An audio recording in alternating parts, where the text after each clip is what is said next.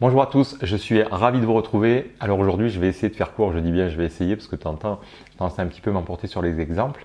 Mais en tout cas, voilà, de vous partager aujourd'hui quelque chose que j'ai observé pour les personnes qui cherchent à mieux se comprendre et qui sont sur ce chemin, entre guillemets, un petit peu d'identification à l'hypersensibilité ou au potentiel surdoué zèbre.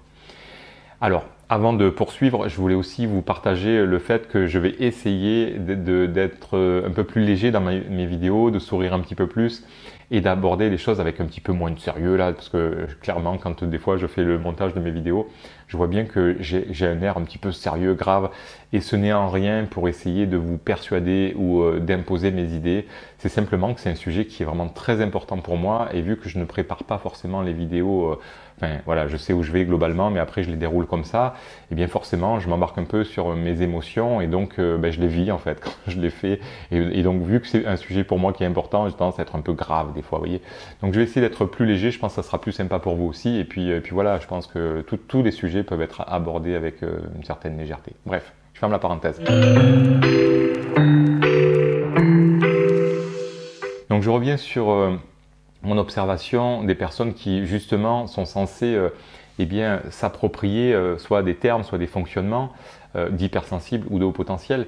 Eh bien, il y a encore une fois un petit peu de cas de figure, alors certainement plus, mais en tout cas, moi, les plus problématiques, c'est soit les personnes se sont soit autoproclamées ou alors on fait des tests pour valider leur hypersensibilité ou leur haut potentiel, tests soi-disant officiels, mais c'est aussi des personnes qui parfois, je dis bien parfois, mais légitiment et justifient encore une fois leur comportement, leur attitude, leur excès de je sais pas quoi, de colère ou vont justifier un petit peu de leur mécanique relationnelle en disant oui mais de toute façon moi c'est normal, je suis hypersensible, je peux pas faire autrement et puis les autres ne me comprendront pas, de toute façon j'ai rien à voir avec eux, etc. Vous voyez, pour moi c'est pas le but en fait.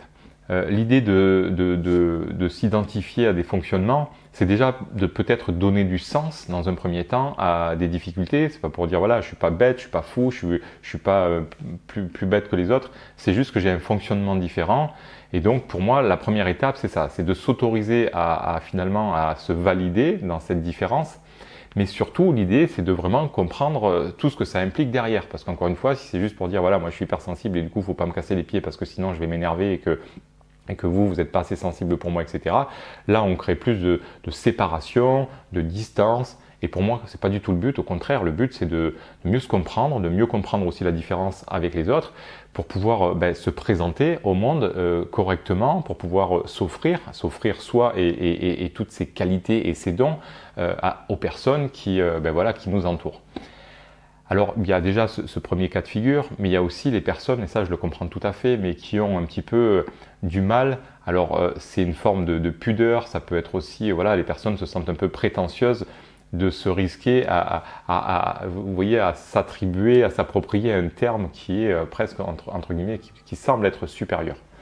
Et sur ça, je pense que c'est très important de casser au maximum, en fait, ces termes, parce que je crois que c'est pas le mental qui veut ça, mais c'est un peu la société. Vous voyez, c'est assez binaire en fait. La société nous vend quand même quelque chose. La société et la religion qui est là, même si la majorité des personnes aujourd'hui, en tout cas une grande partie, ne sont plus du tout religieuses, mais c'est pas grave. Il y a quand même, on va dire, une espèce de continuité en tout cas avec notre culture et notre religion, on va dire catholique. Il y a quand même le bien d'un côté et le mal de l'autre. Vous voyez, c'est très partagé. C'est une forme de dualité entre le bien et le mal. Mais on peut observer ça quand on regarde un film. Il y a le gentil, le héros, et puis il y a le méchant, le bandit, vous voyez.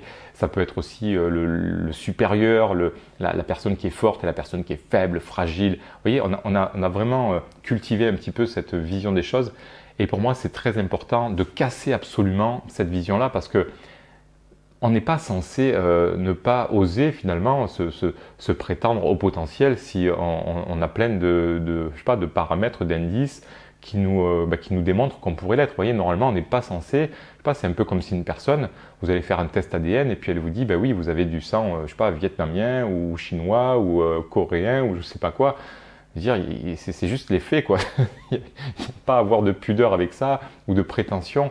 Mais je pense que c'est vraiment le cerveau qui a du mal à se projeter en fonction de ses difficultés, de se dire, non, moi j'ai des difficultés dans mon quotidien, j'arrive pas à obtenir des choses relativement simples ou certaines choses alors que les autres y arrivent. Donc je peux pas prétendre à ce statut-là. Mais il n'y a pas de statut en fait, c'est un fonctionnement.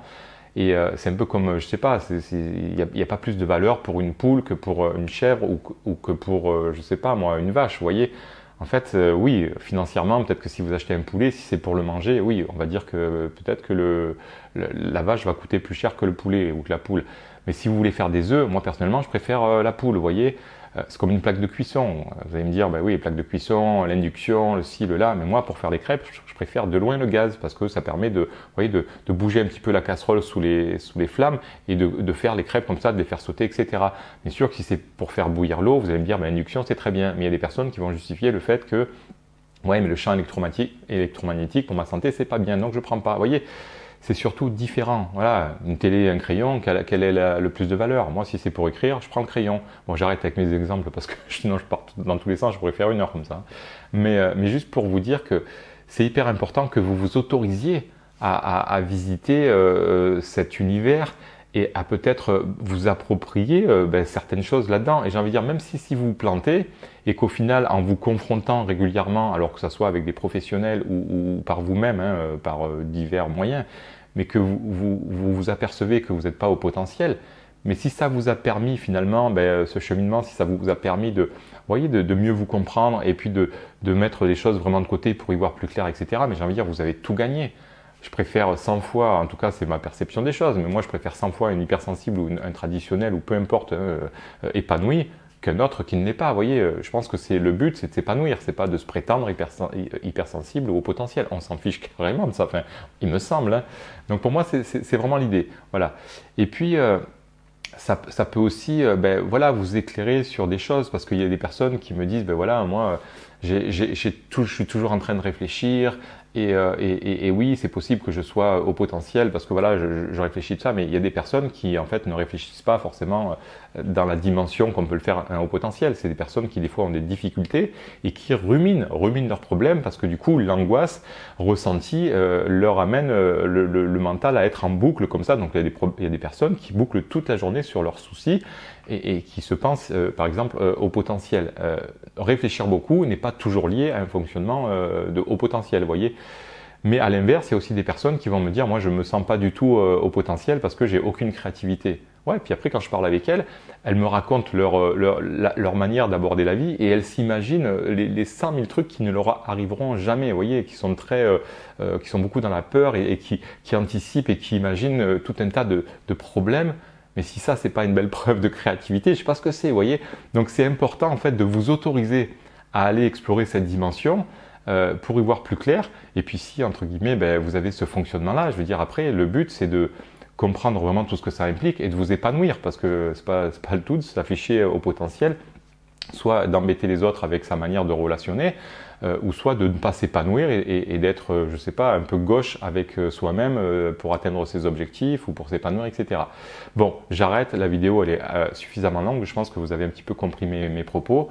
Donc surtout, voyez ça comme une différence, autorisez-vous et surtout, pour certaines personnes aussi, arrêtez de vous justifier dans vos difficultés, de dire, voilà, moi je suis au potentiel, donc c'est normal que j'ai des difficultés.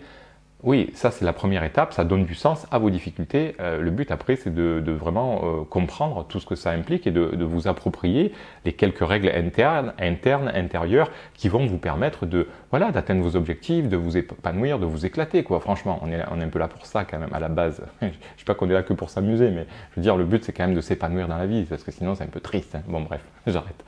Bon en tout cas, j'espère que cette vidéo vous a permis d'y voir un petit peu plus clair. Et puis surtout, n'hésitez pas à laisser un petit commentaire, à liker, à partager, à vous abonner. Et puis moi, je reviens très bientôt pour de nouveaux contenus. Allez, bye bye, salut, bon cheminement.